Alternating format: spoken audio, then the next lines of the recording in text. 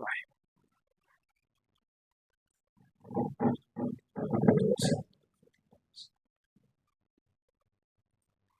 الحمد لله نحمده ونستعينه ونستغفره ونعوذ بالله من شرور أنفسنا ومن سيئات أعمالنا من يهده الله فلا مضل له ومن يضلل فلا هادي له أشهد أن لا إله إلا الله وأشهد أن محمدا عبده ورسوله أما بعد يا أيها الذين آمنوا اتقوا الله حق تقاته ولا تموتن إلا وأنتم مسلمون يا أيها الذين آمنوا اتقوا الله وقولوا قولا سديدا يصلح لكم أعمالكم يغفر لكم ذنوبكم ومن يطع الله ورسوله فقد فاز فوزا عظيما. பேரன்பிற்கும் புகழிற்கும் உரிய அல்லாஹ் சுப்ஹானஹு வ தஆலாவின் அன்பும் வற்றாத கருணையும் இறுதி தூதர் நபிகள் நாயகம் ஸல்லல்லாஹு அலைஹி வஸல்லம் அவர்கள் மீதும் அவர்களை பின்பற்றி வாழ்ந்து மரணித்த சத்திய சஹாபாக்கள் சஹாபிய பெண்மணிகள் மீதும் குறிப்பாக இங்கு அமர்ந்திருக்கக்கூடிய நம் மீதும் இந்த உலகத்தில் வாழக்கூடிய நேரத்தில் இறைவன் என்று சொன்னால் அவன் அல்லாஹ்வை தவிர வேறு யாரும் இல்லை என்கின்ற ஏகத்துவ கொள்கையினை பறைசாற்றக்கூடிய ஆண்கள் பெண்கள் அனைவரின் மீதும் நீண்டு நிலவட்டும் என்ற ஒரு பிரார்த்தனையோடு ஜும்மா உரையை ஆரம்பம் செய்கின்றேன். அன்பிற்கினிய எண்ணருமை இஸ்லாமிய சொந்தங்களே, இந்த சபையில சிறுவர்கள் முதல் முதியவர்கள் வரை ஆண்கள் பெண்கள் என்று எல்லாருமே கலந்து உட்கார்ந்து கொண்டிருக்கின்றோம். நம்மள வயது வரம்புக்கு உட்பட்டு நமக்கு கிடைக்கக்கூடிய பொதுவான நேரங்கள், அதாவது ஃப்ரீ நேரம் சொல்லுவாங்களா இல்லையா, சும்மா இருக்கிறோம், வேலையெல்லாம் முடிஞ்சு போச்சு, வீட்டு வேலை முடிஞ்சு அப்படின்னு சொல்லிட்டு ஒரு லீஜர் டைம் பண்ணுவாங்க, ஒரு ஃப்ரீ டைம்னு சொல்லுவாங்க. அந்த மாதிரி ஒரு பொழுதுபோக்கான நேரங்கள் வரும்போது ஒவ்வொருத்தருடைய வயது வரம்புக்கு உட்பட்டு அவங்களுடைய சில செயல்களை அமைச்சிப்பாங்க. இப்ப பிள்ளைங்க சிறுவர்களா இருக்காங்கன்னு சொன்னா விளையாட போவாங்க, வாலிபர்களா இருக்காங்கன்னு சொன்னா போன்ல இருப்பாங்க, வயசானவங்களா இருந்தாங்கன்னு சொன்னா வேற வியாபாரத்தை பத்தி ஏதாவது பேசி இருந்திருப்பாங்க, பெண்களாக இருந்தாங்கன்னு சொன்னா பக்கத்து வீட்டுக்காரங்களோ இல்ல வீட்டுல உள்ள என்ன பிரச்சனையோ தான் பேசிக்கிட்டு இருப்பாங்க. இப்படி நம்முடைய பொழுதுபோக்குல இந்த மாதிரி செயல்கள்லாம் இருக்கும். எங்கேயாச்சும் பொழுதுபோக்கு அடிதடி சண்டையா பார்த்திருக்கிறோமா? நடக்குது. மேல்நாட்டு கலாச்சாரங்கள்ல வந்துட்டு பொழுதுபோக்கி வந்து சண்டை போட்டுக்கிறது தான், அதை டிவி ஷோல நம்ம பாக்குறோம். ஆனா ஒரு ஊர் இருக்குது, அந்த ஊரினுடைய பழக்க வழக்கமே எப்படின்னு சொன்னா, சின்னவங்கல இருந்து பெரியவங்க வரைக்கும் எல்லாருடைய சிந்தனை எப்படி இருக்கும்னு சொன்னா, டைம் கிடைச்சா அடிச்சுக்கணும். நீ பெரியவனா நான் பெரியவனா, எங்க குடும்பம் பெருசா உங்க குடும்பம் பெருசா. இப்ப ஏதாவது ஒரு விளையாட்டை வச்சு குடும்பமா இருக்கிற ஒரு 5-6 குடும்பம் சேர்ந்து வெக்கேஷன் போயிருப்பாங்க, எல்லாரும் ஊருக்கு போயிருப்பாங்க, கேரளா மூணாறு எங்க போயிருப்பாங்க. அங்க போய் ஒரு விளையாட்டை ஏற்படுத்தி நீங்க ஃபர்ஸ்டா நாங்க ஃபர்ஸ்டா, அது எப்படி இருக்கு? அதெல்லாம் கிடையாது. எப்படின்னா, நீ எங்க குடும்பத்துல இருந்து ஒரு ஆளை நாங்க அனுப்புவோம், உங்க குடும்பத்துல இருந்து ஒரு ஆளை நீங்க அனுப்புங்க, 2 பேட்டு சண்டை போடட்டும், ரத்தம் ஊத்தட்டும், யாரு ரத்தம் ஊத்தி பல்லு கீழெல்லாம் உடஞ்சி எந்திக்காம இருக்கிறானோ, யாரு அவனை அடிச்சானோ அவன் தான் ஜெயிச்சுட்டான், அவன் குடும்பம் தான் பெருசு. இப்படி ஒரு விளையாட்டு கேள்விப்பட்டிருக்குமா? மேல்நாட்டு கலாச்சாரத்துல அந்த சண்டை எப்படி இருக்கும்னு சொன்னா, ஒருத்தன் நல்ல பாடி பில்டர் மாதிரி வருவான், ஜிம்முக்கு போய்கிட்டு, அவனும் இன்னொருத்தரும் அதே மாதிரி சண்டை போடுவாங்க. ஒரு வலிமையான ஆளும் இன்னொரு வலிமையான ஆளும் சண்டை பிடிப்பாங்க. ஆனா இந்த ஊர் பழக்கம் என்னன்னு சொன்னா, நல்ல ஸ்ட்ராங்கா இருக்கானா, சாப்பிட்டு இருக்கானா, செத்து போயிருக்கானா, உடம்பு நல்லா இருக்கு, அதெல்லாம் பாக்குறதே கிடையாது. நான் ஒரு ஆள் அனுப்புவேன், நீ ஒரு ஆள் அனுப்பு, சண்டை பிடிக்கிறோம், யாரு ஜெயிக்கிறான்னு பாக்கலாம். இப்படி ஒரு கலாச்சாரம் இருந்துச்சு. அல்லாஹ்வுடைய கிருபையை கொண்டு இது இப்ப கிடையாது. அது எங்கன்னு சொன்னா, எங்க தூதுத்துவம் நம்மளுக்கு ஆரம்பிக்கப்பட்டதோ, ரசூல் ஸல்லல்லாஹு அலைஹி வஸல்லம் எங்க பிறந்தாங்களோ அந்த ஊர் வழக்கம் இது. மக்கா மாநகரத்துடைய வழக்கம் என்னன்னு சொன்னா, அங்குள்ள மக்களுடைய வழக்கம் என்னன்னு சொன்னா, அங்க குலம் கோத்திரம் பிரிஞ்சிருப்பாங்க. எங்க குலம் இது காதரோடைய குடும்பம், அது அப்துல்லாவுடைய குடும்பம் அப்படின்னு சொல்லி ஒவ்வொருத்தரும் ஒரு பேரை வச்சுக்கிட்டு பனு தைமியா பனு தமீம்னு சொல்லிட்டு பல கோத்திரங்களா இருப்பாங்க. அவங்களுடைய பொழுதுபோக்கு எல்லாரும் விரும்பி பண்றது, நல்லா புரிஞ்சுக்கணும், இதுல விருப்பம் இல்லாமலாம் கிடையாது. எல்லாருமே சுயமா விரும்பி அவங்க செய்யக்கூடிய ஒரு செயல், சந்தோஷத்துக்குரிய செயல் என்னன்னு சொன்னா, எங்க கோத்திரத்துல இருந்து ஒருத்தர் அனுப்புவோம், உங்க கோத்திரத்தை அனுப்புங்க, யாரு பெரியவங்க யாரு ஜெயிச்சான்னு சண்டை பிடிச்சு பாத்துக்கலாம்னு சொல்லிட்டு இது அவங்களுக்கு கேஷுவல் ஜாலியா எடுத்துப்பாங்க. இந்த செய்தி நம்ம எதுக்கு சொல்ல வரோம்னு சொன்னா, அவங்கள இன்னொருத்தரை துன்புறுத்தி பாக்குறதுன்றது சந்தோஷம் அவங்களுக்கு. அவங்களுக்கு கவலை எல்லாம் கொடுக்காது. எப்படி வேணா கஷ்டப்பட்டு என்ன வேணா பண்ணு, அது எனக்கு ஜாலி. சுத்தி இருக்கிறவங்க ஜாலியா வேடிக்கை பார்ப்பான். இது எங்க நம்மளுக்கு யூஸ் ஆகும், எங்க பயன்படுன்னு சொன்னா, மக்கால வந்துட்டு ரசூல் ஸல்லல்லாஹு அலைஹி வஸல்லமுக்கு நபித்துவம் கிடைச்ச அந்த ஆரம்ப காலத்திலிருந்து ரசூல் என்ன செய்யறாங்க, இந்த மக்காவுடைய காபிர்களுக்கு ஏகத்துவத்தை எடுத்து சொல்றாங்களா இல்லையா? நம்ம எல்லாரும் கேள்விப்பட்டிருப்போம். ஏகத்துவத்தை எடுத்து சொல்லும் போதெல்லாம் ரசூலுக்கு பல பிரச்சனைகள் வந்துச்சு. பேச்சளவுல பிரச்சனை, குடும்பத்துல பிரச்சனை, உறவுகள்ல பிரச்சனை, எல்லாம் ஒரு கட்டத்துல போயிட்டு கடைசியில எங்க போச்சுன்னா கையால் அடிக்கிற அளவு வந்துட்டாங்க. யாரெல்லாம் இஸ்லாத்தை ஏற்றார்களோ, யாரெல்லாம் இந்த தூதரை முகமதை பின்பற்றுகிறார்களோ, அவர்கள் எல்லாத்துக்கும் துன்புறுத்தும் வேதனை எப்படி மாறப்பட்டுச்சுன்னு சொன்னா, அடிக்கக்கூடிய அளவுல போயிட்டாங்க. முதல்ல வாய் வாச்சு பேச்சு நடந்துட்டு இருந்துச்சு, செய்யக்கூடாது, இப்படி கன்ஃபியூஸ் பண்றீங்க, இந்த மாதிரிதான் போய்கிட்டு இருந்துச்சு. கடைசியில ஒரு கட்டம் எப்படி மாறிடுச்சுன்னு சொன்னா, அடிதடி தான். இஸ்லாத்தை ஃபாலோ பண்ண அடி, முகமதுக்கு பின்னாடி போனீங்கன்னா அடி, இப்படின்ற ஒரு கட்டத்துக்கு போயிடுச்சு. அப்படிப்பட்ட நிலைமையில அடி வாங்கக்கூடிய சஹாபாக்கள் ஒரு சஹாபி தான் கப்பாப் இப்னு அல் அரத் அப்படின்னு சொல்லக்கூடிய ஒரு சஹாபி. அந்த சஹாபி என்ன செய்யறாரு, பனு தமீம் குலத்தை சேர்ந்தவர்.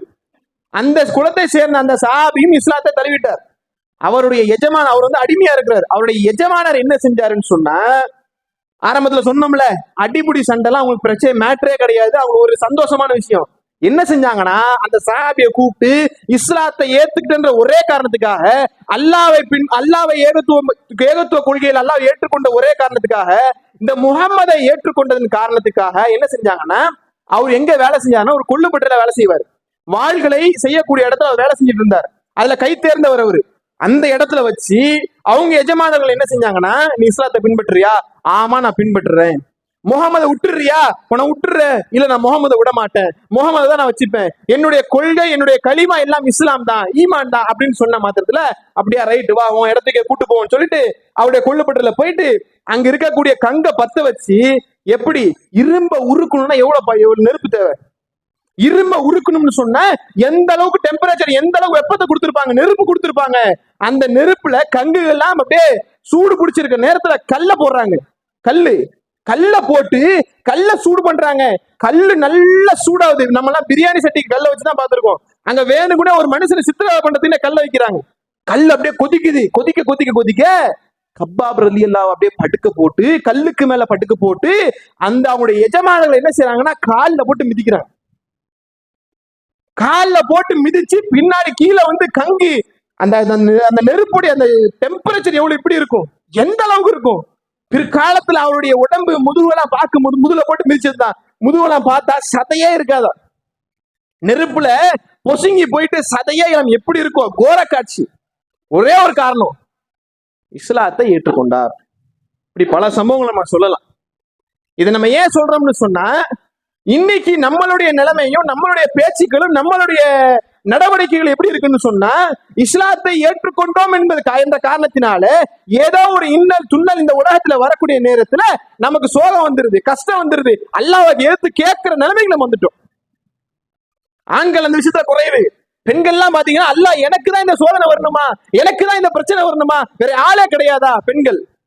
ஆண்கள்ல அந்த சோதனையை ஏத்துக்கவே முடியல, என்னடா செய்யறது, இப்படி ஒரு பிரச்சனையில நான் மாட்டிட்டு இருக்கிறேன்னு சொல்லிட்டு தீமையான பழக்கங்கள்ல போறோம். ஆண்கள் என்ன செய்வாங்கன்னு சொன்னா, அந்த சோதனையிலிருந்து எப்படி நான் தப்பிக்கிறது, அந்த சோதனையை நான் எப்படி வெற்றி ஆக்குறது, அப்படி சிந்தனை போவாது. அந்த சோதனையிலிருந்து தப்பிப்பதற்கு தீமையான வழிகளை தேடுகிறோம். பெண்கள் என்ன செய்யறாங்க, அல்லாஹ்வை கேள்வி கேட்கக்கூடிய நிலைமையில பெண்கள் போயிடுறாங்க. இரண்டு பாலினங்களும் இரண்டு வெவ்வேறு செயல்களை போறாங்க. எதுக்கு? ஒன்னே ஒண்ணுதான், சோதனை எனக்கு வந்துடுச்சு. யாருனால சோதனை? பிள்ளைனால சோதனை, பெத்தவங்கனால சோதனை, கணவன் வழியா சோதனை, வியாபாரத்துல சோதனை. இப்படியான சோதனைகள் இன்னல்கள் நமக்கு வரக்கூடிய நேரத்துல என்னுடைய மனம் அதை ஏற்றுக்கொள்ள மறுக்கிறது. ஆனால் சஹாபாக்கள், அந்த ரசூல் ஸல்லல்லாஹு அலைஹி வஸல்லம் வார்த்தெடுக்கப்பட்ட அந்த சஹாபாக்கள் என்ன செஞ்சாங்க, அந்த சோதனையை எந்த எல்லைக்கு போனாலும் அதை தாங்கிக்கிறேன்ட்டாங்க. எந்த எல்லைக்கு? சூரத்துல் அன்கபூத்ல அல்லாஹ் தஆலா நம்முடைய பிரச்சனை அப்படியே பேசுறான். நம்மளுக்கு எப்படி நம்மளுடைய வாழ்க்கையில நம்ம நிர்ணயிச்சபடி நம்ம வாழ்க்கை போகல, நான் நினைச்சபடி என்னுடைய வாழ்க்கை அமையல, என் வாழ்க்கை முழுக்க சோதனையா இருக்குன்னு சொல்லி நம்ம எப்பெல்லாம் நினைக்கிறோமோ, அப்பெல்லாம் நம்முடைய உள்ளத்துல என்ன எண்ணங்கள் வருமோ அதற்கு பதில் கொடுக்கக்கூடிய வகையில அல்லாஹ் தஆலா சூரத்துல் அன்கபூத்ல பேசுறான். 29 அத்தியாயம் 10 வசனம். வீட்டுல போய் எல்லாரும் கட்டாயம் எடுத்து படிச்சு பாருங்க. பொறுமையா அழகா அல்லாஹ் தஆலா நம்ம கிட்ட பேசுறான். 10 வசனங்கள் அல்லாஹ் தஆலா பேசுறான். முதல்ல அல்லாஹ் ஆரம்பிப்பான் அலிஃப் லாம் மீம் அப்படின்னு ஆரம்பிச்சுட்டு அதுக்கடுத்து அல்லாஹ் தஆலா சொல்லுவான், இறை நம்பிக்கை கொண்டோம் என்ற ஒரு காரணத்திற்காக, இறை நம்பிக்கை கொண்டோம் என்று கூறியதற்காக சோதிக்கப்படாமல் விட்டு விடுவார்கள் என்று அவர்கள் நினைக்கிறார்களா? அல்லாஹ் என்ன கேட்கிறான், நாங்கெல்லாம் இறை நம்பிக்கை கொண்டோம், அல்லாஹ் நான் உன்னை ஈமான் கொண்டேன், அல்லாஹ் நான் உன்னை ஏத்துக்கிட்டேன் அப்படின்ற ஒரு காரணத்துக்காக உங்களுக்கு சோதனை வராது வரக்கூடாதுன்னு நீங்க நினைக்கிறீங்களா? இதை எளிமையா நம்ம புரிஞ்சுக்கலாமா? இன்னைக்குள்ள பெண்கள்லாம் என்ன சொல்லுவாங்கன்னு சொன்னா, பிரெக்னன்ட் ஆயிட்டாங்கன்னு சொன்னா இந்த சக்தி இல்லாம போனதுனால ரொம்ப சிரமமா இருக்கு அப்படின்னும் போது கணவர் சொல்வார், கணவர் வந்து ரொம்ப தியாகம் பண்ணி அப்படி சொல்வார், மனைவிட சொல்வார், 10 மாசம் சுமக்காக பிள்ளைய பார்க்க முடியுமா, 10 மாசம் கஷ்டப்படாம பிள்ளைய பார்க்க முடியுமா அப்படின்னு ஒரு வார்த்தை சொல்லுவார். அவங்க மனைவி நினைப்பாங்க, எனக்கு தானே தெரியும், உங்களுக்கு வந்தாதான் தெரியும் சொல்லிட்டு. அப்ப இங்க நம்ம என்ன சொல்றோம், 10 மாசம் அந்த சிரமத்தை படும்போது கடைசியில குழந்தைன்னு சொல்லக்கூடிய அந்த அழகான ஒரு இன்பத்தை நம்ம அனுபவிக்கிறோம். அது நம்ம ஒத்துக்கிறோமா இல்ல? எல்லாரும் ஒத்துக்கிறோமா இல்லையா? ஒத்துக்கிட்டோம். வியாபாரத்தை கஷ்டப்படுறோம், வியாபாரத்துல மெனக்கிடுறோம், 1 மாசம் 2 மாசம் வியாபாரத்துல கஷ்டப்படுறோம், அந்த லாபம்னு ஒண்ணு வருது, அதுக்காக தானே கஷ்டப்படுறோம். கஷ்டப்பட்டோம், அதுக்கு ஒரு லாபத்தை கடைசியில் அடையிறோம். அப்ப இங்க நம்ம ஏத்துக்கிட்டோம், என்னது, ஆரம்பத்துல நம்ம சிரமப்படுவோம், அதனால ஒரு பலன் இருக்குன்னு நம்ம ஏத்துக்கிட்டோம். 1 வருஷம் அந்த மாணவன் ஃபுல்லா போய் வீட்டுல ஸ்கூல்ல படிப்பான், மிஸ் திட்டுவாங்க, டீச்சர் அடிப்பாரு, கஷ்டப்படுவான், படிப்பான், எல்லாம் ஓகே. கடைசியில அந்த எக்ஸாம்னு வரும்போது அதுல எழுதி பாஸ் ஆனவன ஒரு நிம்மதி, அல்ஹம்துலில்லாஹ். அப்ப நாமளே உணர்ந்து வச்சிருக்கோம் இந்த உலக அமைப்பு, இந்த உலக செட்டப் எப்படின்னு சொன்னா, ஒரு சிறந்த ஒரு பாக்கியத்தை நான் அடைய வேண்டும் என்று சொன்னால், சிறந்த ஒரு பரிசை நான் அடைய வேண்டும் என்று சொன்னால், என்னுடைய வாழ்க்கையில நான் கஷ்டங்கள் பட வேண்டும். அந்த கஷ்டங்களை பட்டால் மட்டும்தான் நான் அந்த இறுதியாக இருக்கக்கூடிய அந்த சந்தோஷத்தை அனுபவிப்பேன். அல்லாஹ் தான் கேட்கிறான். ஃபர்ஸ்ட் கேள்வி சூராவுடைய 2வது வசனத்தை அல்லாஹ் என்ன கேட்கிறான், நீங்க இறை நம்பிக்கையாளர்களா ஆயிட்டீங்கன்றதுக்காக நான் உங்களை சோதிக்காம விட்டுருவேனா? என்னப்பா இப்படிதான் நீங்க நினைக்கிறீங்களா? ஈமான் கொண்டவர்களை பார்த்து அல்லாஹ் பேசுறான், நம்மளை பார்த்து தான் பேசுறான். அதுக்கு அடுத்து அல்லாஹ் தஆலா சொல்லுவான், இவர்களுக்கு முன்பிருந்தோரை சோதித்தோம், அல்லாஹ் உண்மையாளர்களை நன்கறிவான், பொய்யர்களையும் நன்கறிவான். அல்லாஹ் சொல்றான். ஃபர்ஸ்ட் நம்ம என்ன சொல்றான், ஏன்பா நீங்க இறை நம்பிக்கையாளர் ஆயிட்டீங்கன்றதுக்காக நான் உங்களை சோதிக்காம விட்டுருவேனா அப்படின்னு சொல்லிட்டு நில்லுங்க. உங்களுக்கு மட்டும் கிடையாது, இப்ப இருக்கிற உங்களுக்கு மட்டும் கிடையாது, இதுக்கு முன்னாடி ஆதம் அலைஹிஸ்ஸலாத்திலிருந்து யாரெல்லாம் அல்லாஹ்வை ஈமான் கொண்டார்களோ, அல்லாஹ் ஒருத்தன் இருக்கின்றான், அவன் தான் இறைவன் என்று சொல்லி யாரெல்லாம் நம்பிக்கை கொண்டார்களோ எல்லாருக்குமே நான் சோதனை கொடுத்தப்பா. இன்னும் நம்ம கொஞ்சம் ஆழமா போறதா இருந்தா, அல்லாஹ்வுடைய நண்பர் யாருங்க? அல்லாஹ்வுடைய நண்பர் வந்து இப்ராஹிம் அலைஹிஸ்ஸலாம், அல்லாஹ்வுடைய உற்ற நண்பர். இப்ராஹிம ஹலீலான்றான் அல்லாஹ், நான் அவரை உற்ற நண்பரா ஏற்றுக்கொண்டேன். நம்ம வாழ்க்கையில் எப்படிங்க, நண்பனுக்கு ஒண்ணுன்னா போய் நிற்போம், நண்பனுக்கு ஒரு சிரமம்னா அதை நம்ம போய் நிற்போம், அதை நல்ல வழியில வச்சுக்குவோம், கெட்ட வழியில விட்டுருவோம். நண்பனுக்கு ஒரு நல்ல வழியில ஒரு பிரச்சனை வருதுன்னு சொன்னா முன்னாடி துணை நிற்கக்கூடியவர்கள் நாம இருக்கிறோம். கரெக்ட் தானே? அல்லாஹ்வுடைய ஃபார்முலாவே ஆப்போசிட், அல்லாஹ்வுடைய நடைமுறையே ஆப்போசிட். எங்க அல்லாஹ்வுடைய உற்ற நண்பர் இப்ராஹிம் அலைஹிஸ்ஸலாமை அல்லாஹ் தஆலா எப்படி எல்லாம் சோதிச்சான், எப்படி எல்லாம் சோதிச்சான். பெத்த பிள்ளை எத்தனையோ வருஷங்களாக பிள்ளை இல்லாமல் இருந்த அந்த நேரத்துல ஒரு பிள்ளை பிறந்த மாத்திரத்துல பிள்ளைய கொண்டு போய் அருங்கன்றாங்க. பேசிடுறோம். நம்மள எத்தனையோ பேர் குர்பானி கொடுத்துருப்போம், அந்த குர்பானிய ஒரு 10-15 நாள் ஆட்டை வீட்டுல வச்சுட்டு குர்பானி கொடுங்க போங்களேன். வெளியில போய் ஒரு ஆட்டை பிடிச்சி டக்குன்னு அறுக்கிறது ஈஸி. 10-15 நாள் இல்ல 1 மாசம் 2 மாசம் வீட்டுல வளர்த்து வச்சுட்டு அந்த ஆட்டை போய் அறுக்க பாருங்களேன், மனசு அப்படியே அலைப்பாயும். எப்படிலாம் வளர்த்தோம், அந்த பேபேன்னு கத்துச்சே, கத்தும் போது நான் பசிக்கு கொடுத்தனே, உணவை கொடுத்தனேன்னு சொல்லிட்டு ஒவ்வொன்றும் நம்ம கண்ணு முன்னாடி நிற்கும். அது பாசமா வந்து அணைச்சிருக்கும் பாத்தீங்களா, நம்ம வெளியில இருந்து வரும்போது அணைச்சிருக்கும், இதெல்லாம் ஞாபகத்துக்கு வரும். அப்படிப்பட்ட நிலைமையில் நீங்க அறுத்து பாருங்க, ஆட்டுக்கே நமக்கு மனசு வர மாட்டேங்குது. இப்ராஹிம் அலைஹிஸ்ஸலாமுக்கு அல்லாஹ் கொடுத்த கட்டளை என்ன, பிள்ளைய அருங்க, குர்பானி கொடுங்க. மனைவி பிள்ளைய போயிட்டு எந்த ஒரு ஒரு ஒரு அமைப்பை இல்லாமல் இருக்கக்கூடிய பொட்டல் காட்டுல கொண்டு போய் விட்டுட்டு வாங்க, தீ நெருப்புல தூக்கி உங்களை போட போறாங்க, நீங்க அமைதியா இருங்க. எவ்வளவு கஷ்டம். சுப்ஹானல்லாஹ், நண்பன் யார் அல்லாஹ் தஆலா நெருக்கத்துல வச்சிருக்கானோ அவர்களுக்கு உச்சபட்ச கஷ்டத்தை கொடுத்துருக்கிறான். இப்படி நம்ம நபிமார்களுடைய வரலாறு எடுத்து பார்த்தா எல்லா நபிமார்களையும் அல்லாஹ் தஆலா சோதனைக்கு உட்படுத்தி இருக்கிறான். நம்மளெல்லாம் விட அவங்க தான் முதல்ல இருப்பாங்க. யாரெல்லாம் நபிமார்கள் அந்தஸ்துல அல்லாஹ் தூக்கி வைக்கிறானோ அவங்களுக்கு தான் முதன்மையான சோதனை, அதிகபட்ச சோதனை. ஒத்துக்கிறோமா இல்லையா? அப்ப இதுல என்ன விளங்குது? அல்லாஹ்விற்கு நெருக்கமான அடியார்களாக நாம் மாற வேண்டும் என்று சொன்னால் அந்த அல்லாஹ் கொடுக்கக்கூடிய சோதனைகளுடைய படித்தரங்கள் கூட கூட கூட நாம் அல்லாஹ்க்கு நெருக்கமாக்கிட்டே போறோம். ஆனா இங்க நம்மளுக்கு மனசு ஏற்கவே மாட்டேங்க. முதல்ல மனசு ஏத்துக்கணும், இது அல்லாஹ்வுடைய சோதனைன்னு ஏத்துக்கணும், இதுல நான் பொறுமை காக்கணும் ஏத்துக்கணும், இதுக்கப்புறம் நான் நல்ல மனிதர்கள் செய்யணும். இது வரவே மாட்டேங்க. அதான் அல்லாஹ் கேள்வி கேட்கிறான். உங்களுக்கு மட்டும் நீங்க நினைச்சீங்களா? இதுக்கு முன்னாடி எல்லாத்துக்கும் தான் கொடுத்தேன். இதை கொடுத்துட்டு தான் அல்லாஹ் அடுத்து பேசுவான். உங்க மனசுல என்ன மாதிரி அழைப்பா, இந்த மாதிரி சோதனை வரும்போது நீங்க என்ன நினைப்பீங்க? அல்லாஹ் சொல்ற, தீமைகள் செய்வோர் நம்மை மிகைத்து விடலாம் என்று எண்ணிக்கொண்டார்களா?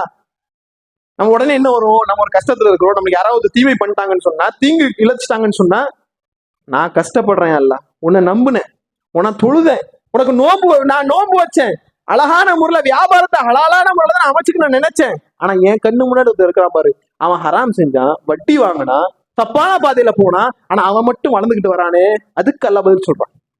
நம்ம உள்ளத்துல வருமா இல்லையா? இப்ப எனக்கு மட்டும் சோதனை பிரச்சனை கிடையாதுங்க. எங்கேயாச்சும் நம்மளை கொண்டு ஒரு ஒரு ஒரு மலை மேல இருக்கக்கூடிய ஒரு இடத்துல வந்து நமக்கு ஒரு வீடு இருக்கு. நல்லா கவனிச்சுக்கிங்க, மலை மேல இருக்க ஒரு இடத்துல வந்து நமக்கு ஒரு வீடு இருக்கு, சுத்தி யாருமே கிடையாது, நான் மட்டும்தான் இருக்கிறேன். எனக்கு பிரச்சனைங்க, கவலை வருமா? இது எப்படி சரி செய்யணும் நான் யோசிப்பேன். நல்லா புரிஞ்சுங்க, இது எப்படி எனக்கு சரி செய்யணும், எனக்கு ஒரு சோதனையோ எனக்கு ஒரு பிரச்சனை இருந்தா அதை சரி செய்யறதுக்கான வழி யோசிப்பேன். யாரையாவது பார்த்து ஆசைப்பட்டுட்டு இருப்பானா, அவன் நல்லா இருக்கானே, இவன் நல்லா இருக்கானே, அப்படி ஆசை வருமா? தெரியாது. யாருக்கு என்ன நடக்குன்னே தெரியாது. இங்க அல்லாஹ் என்ன சொல்றான், நீ என்ன நினைக்கிற, உனக்கு இருக்கக்கூடிய பிரச்சனையை, உனக்கு கொடுக்கப்பட்ட சோதனையை இன்னொருத்தனோட கம்பேர் பண்ற, இன்னொருத்தனோட பாக்குற. எனக்கு இந்த வாழ்க்கை இருக்கு, அவனுக்கு அந்த வாழ்க்கை இருக்கு. நான் தொழுவுறேன், அவன் தொழுவல. நான் வந்து கஷ்டப்படுறேன், ஏழையா இருக்கிறேன், அவன் தொழுவாம நல்லா இருக்கிறான். அல்லாஹ் அதுக்கு பதில் சொல்றான். இந்த எண்ணம் வரதானே செய்யுது. யாரும் இதுல விதிவிலக்கு கிடையாது. அதுக்குதான் அல்லாஹ் சொல்றான், அவர்கள் தீமை செய்யறாங்களே பார்க்கலன்னு நினைக்கிறீங்களா, இல்ல என்னை விட்டு தப்பிச்சலாம் நினைக்கிறீங்களா? ஆறுதலா சொல்றான் பாருங்க அல்லாஹ். ஃபர்ஸ்ட் நம்முடைய கவலைக்கு ஃபர்ஸ்ட் மருந்து நல்லா கொடுக்குறான். ஏப்பா நீ எது நினைச்சு கவலைப்படுற? சோதனை உனக்கு வந்துச்சு நீ கவலைப்படுற? இல்ல, உனக்கு மட்டும் இல்ல, எல்லாத்துக்கும் வந்திருக்கு. First point. ரெண்டாவது பாயிண்ட் என்ன? இந்த சோதனையை இல்லாம ஒருத்தர் இருப்பான், சோதனையோடு நீ வாழ்ந்துட்டு இருக்கிற, சோதனை இல்லாமலும் சில நபர்கள் இருப்பான், அவனை பார்த்து நீ என்ன செய்யற? அதுக்கு மேல ஒரு கவலையை போட்டுக்கிற. கவலைப்படாத, அவனை நான் பார்த்துக்கிட்டே இருக்கிறேன், அவன் என்னை விட்டு எங்க போயிடான் நான் பார்த்துக்கிறேன், நீ எதுக்கு கவலைப்படுற? அல்லாஹ் 3வது அத்தியாயத்துல பேசான். 4வது என்ன சொல்றான்? யார் அல்லாவை சந்திக்க விரும்புகிறார்களோ அவர்களுக்கு அல்லாவின் தவணை வந்தே தீரும்.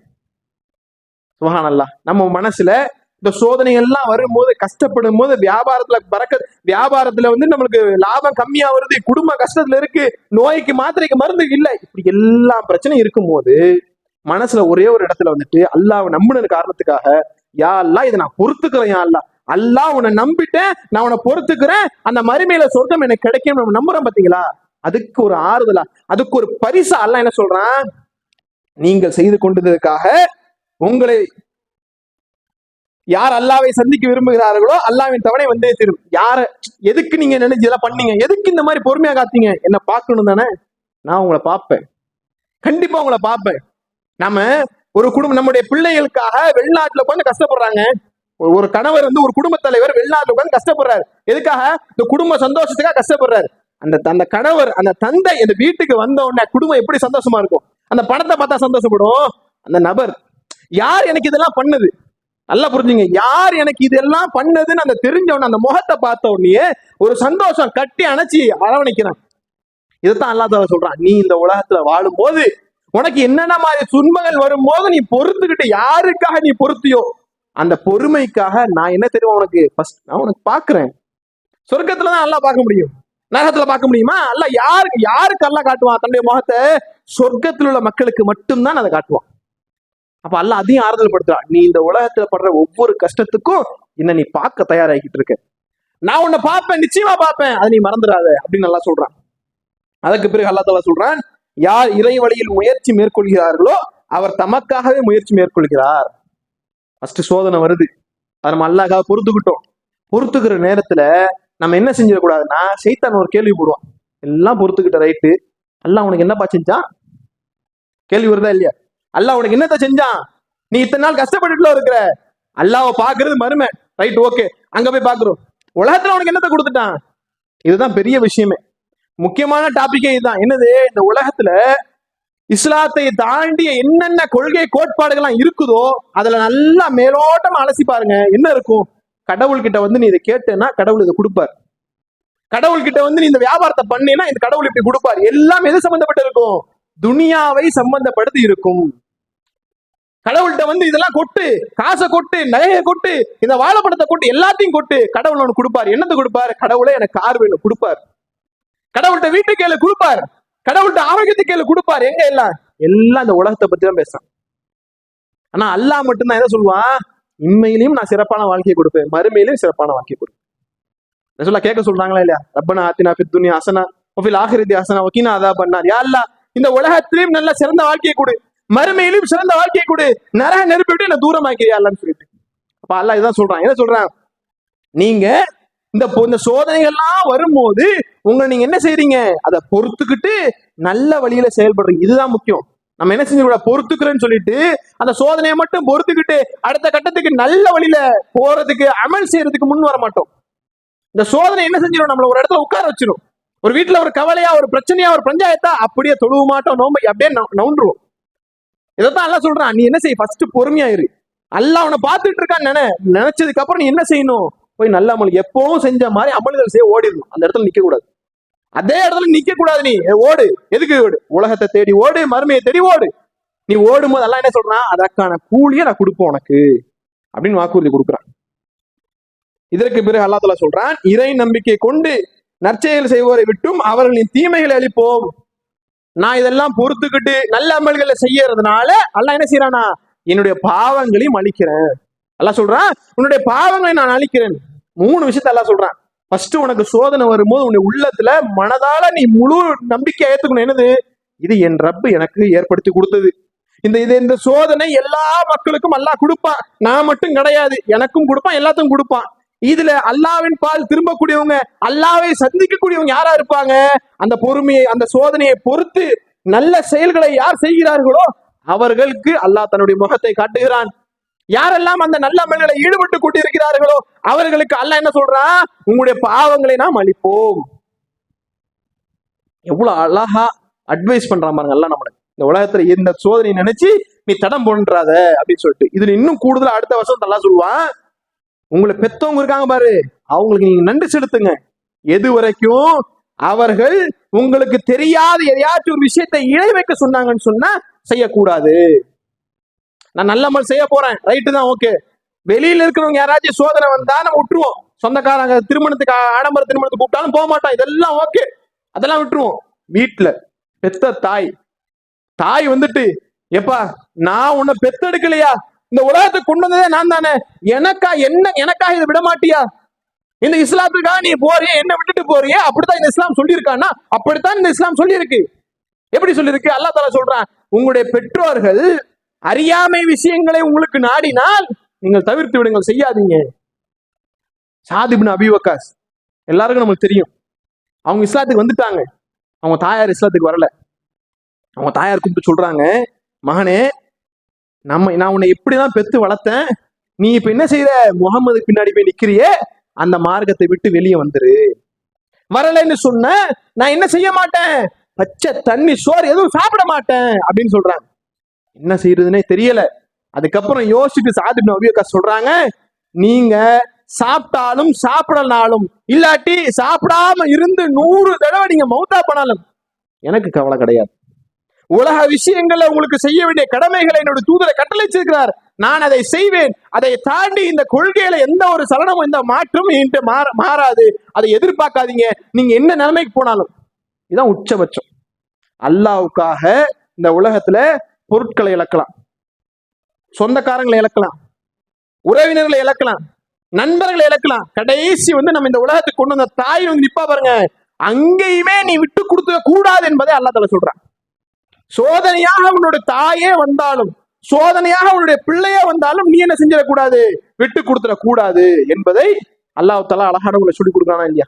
நம்ம வாழ்க்கையில நம்முடைய பயணங்கள் போகிற நேரத்துல தாயிலிருந்து இந்த உலகத்தில் உள்ள அனைத்து மக்களும் பொருட்களும் எது நமக்கு தடையாக வந்தாலும் இறைவனுடைய நெருக்கத்திற்கு போவதில் நம்ம எந்த சலனமும் இருந்துடக்கூடாது. அதுல அதிருப்தி கூட ஒரு மூமினுக்கு வரக்கூடாது. இதுல நம்ம உறுதியாக இருக்கிறோம் என்பதை சொல்லிக்கொண்டு முதல் உரையை நிறைவு செய்கின்றேன்.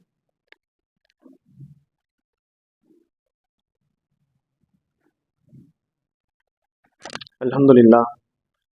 அன்பார்ந்த சகோதரர்களே, சூரா அன்கபூத்துல அல்லாஹ் தஆலா சோதனையாக வரக்கூடிய நேரத்துல இறை நம்பிக்கையாளர்கள் எவ்வாறு இருக்கணும், அந்த மாதிரி நேரங்கள்ல அல்லாஹ் சொல்லக்கூடிய ஆறுதல்களை பார்த்தோம். இறுதியாக அந்த அத்தியாயத்தினுடைய சாராம்சம் என்னன்னு சொன்னா, நம்முடைய இந்த உலகத்துல யாரை கொண்டு, எந்த பொருளை கொண்டு, எந்த வியாபாரத்தை கொண்டு நமக்கு சிரமங்கள் வந்தாலும் அது நம்முடைய இலக்கு கிடையாது. நாம எல்லாருமே ஆகிரத்து ஆகிரத்து அப்படின்னு சொல்லிக்கிட்டு இருக்கிறோம். மறுமைதான் நம்முடைய இலக்கு, மறுமைதான் நம்ம இலக்குன்னு சொல்றோம். இந்த உறவுகளாக இருக்கட்டும், பொருட்களாக இருக்கட்டும், வியாபாரமாக இருக்கட்டும், அனைத்துமே துனியாவை சார்ந்ததாக உள்ளது. அந்த துனியாவை சார்ந்த விஷயங்கள் நம்மை விட்டு எந்த நேரத்துல கடந்து சென்றாலும், நம்மை விட்டு பறிபோனாலும் கூட அந்த கவலை நமக்கு வரவே கூடாது. எதுல நமக்கு கவலை வரணும்னு சொன்னா, என்னுடைய ஈமான்ல ஒரு மாற்றம் வருதா, என்னுடைய இஸ்லாத்தை நடைமுறைப்படுத்தல ஒரு சிரமம் வருதா, அந்த நேரத்துல மட்டும்தான் கவலைப்படக்கூடியவளா இருக்கணும். அதைத்தான் அல்லாஹ்வும் விரும்புகிறான். நம்முடைய வாழ்க்கையில நமக்கு சோதனை கட்டாயம் நிச்சயம் வரும், அதுல எந்த மாற்று கருத்தும் கிடையாது. அதிலே வெற்றி காணக்கூடியவர்கள், அதிலே இறைவனுடைய சந்திக்கக்கூடியவர் யார் என்று சொன்னால், பொறுமை காத்து அதற்கு பிறகு நல்ல அமல்களை செய்து இறைவனுடைய திருப்தியை பொருந்தக்கூடியவர்கள் தான். ஆகையால் அத்தகைய நன்மக்களாக மாற முயற்சிக்க வேண்டும் என்று கூறி என்னுடைய உரையை நிறைவு செய்கின்றேன். அஸ்ஸலாமு அலைக்கும் வரஹ்மத்துல்லாஹி வபரகாத்துஹு.